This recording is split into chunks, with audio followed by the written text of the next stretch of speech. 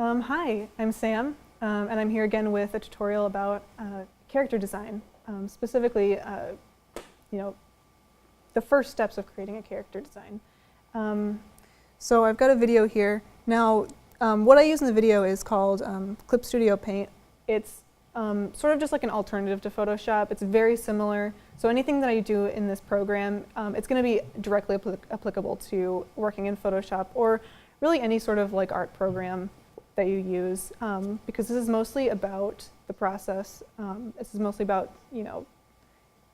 sketching and picking a design. It's more of the ideas rather than what I'm actually doing with my pen. So if we get started here.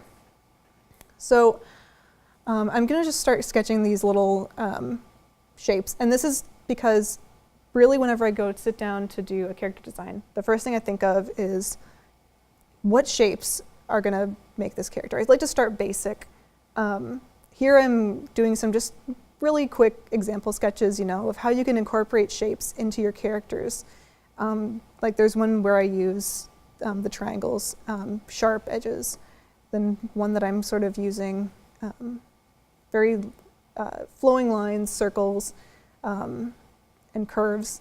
And this is going to all affect how your character appears to your audience. And this is very important because, the character's look is the first thing that your audience is going to see. So it should say something about their personality, or, it's not, there are no like strict rules about this sort of thing, but, maybe you have a character who's very dynamic and sharp, so you have those sort of triangles. Maybe you have a character who is, kind of bumbling.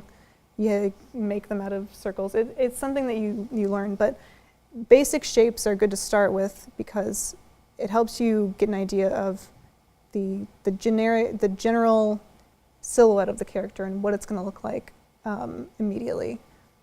I always start out doing these sort of sketches to get a feel for what looks good and what doesn't, and even like the height and the weight and the stature of the character is going to affect what it looks like.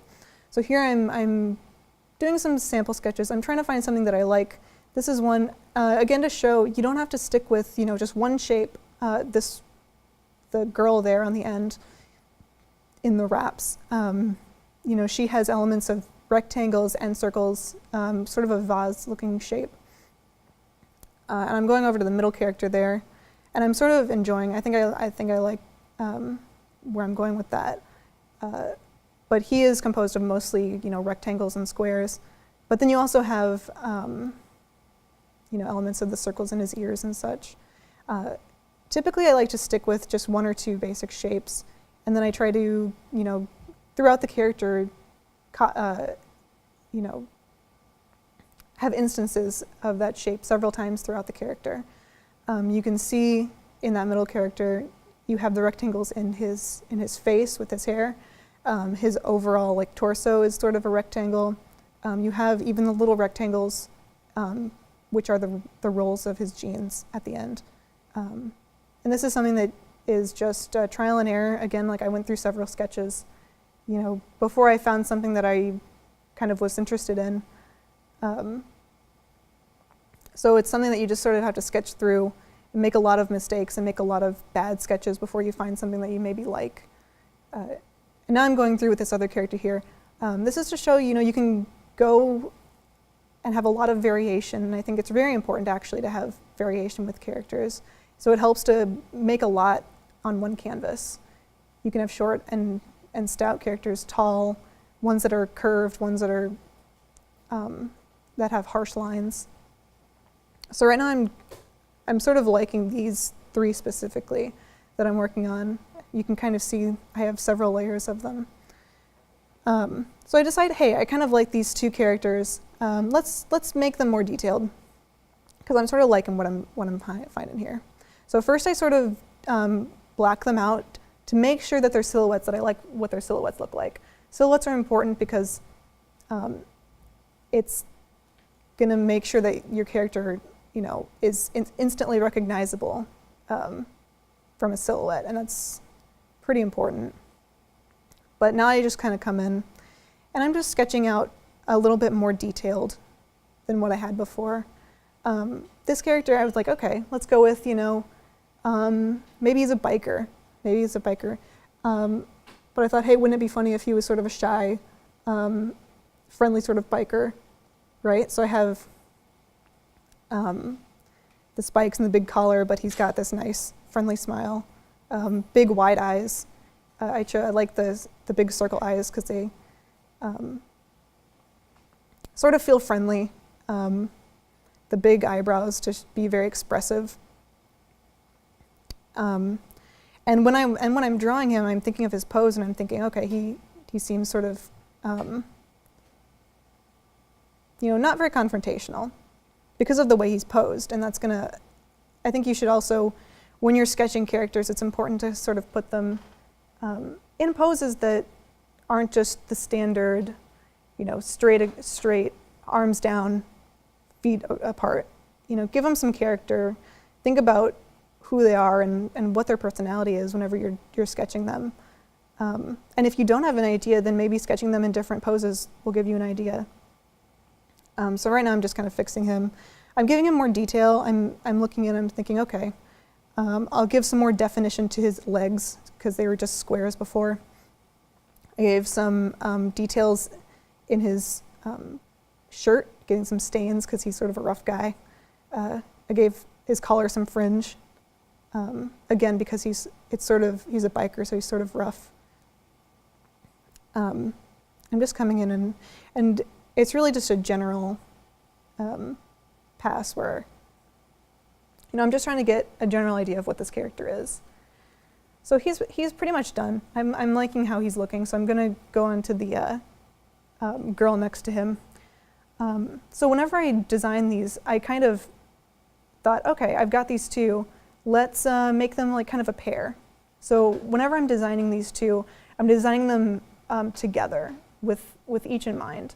They're not separate entities. So I'm thinking he's short and stout. She's going to be really tall and angular. But they're going to have similar. They're going to have similar shapes and similar kind of motifs running through their designs to connect them because they are meant to be seen together. So both of them have a flat top of their head. Both of them, are going to be having that kind of biker aesthetic. But there's going to be key differences like, the shape of the eyes and the face and the nose are going to affect how they appear. She is much more confrontational and maybe more of like someone you don't want to meet in a dark alley or something. So she's got the long angular face compared to his, which is more circular and more friendly looking. Her eyes are slanted down. She's got sort of an angry look on her face compared to his. So these are all going to be, affecting how your character really appears, and you really want to push for differences. Don't just stick with the circle for an eye. Well, you can go with any direction. She can have those like half moon or half circle eyes to make her look more threatening. Here I'm kind of having trouble with a lot more trouble with her than I did the first one, because I'm sort of thinking, okay, how is her face going to look? Okay, I don't really like the ratio of her eyes to her face. And again, this is just a sketch, so don't get discouraged if you can't get it the first try. It takes several tries, as you can see here.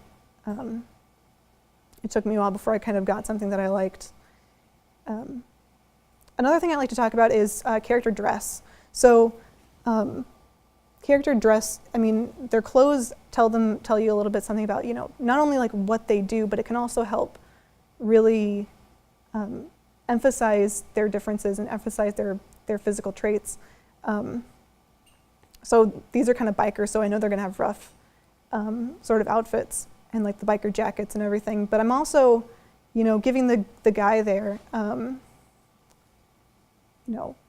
he has the big collar to really emphasize how big he is, width-wise.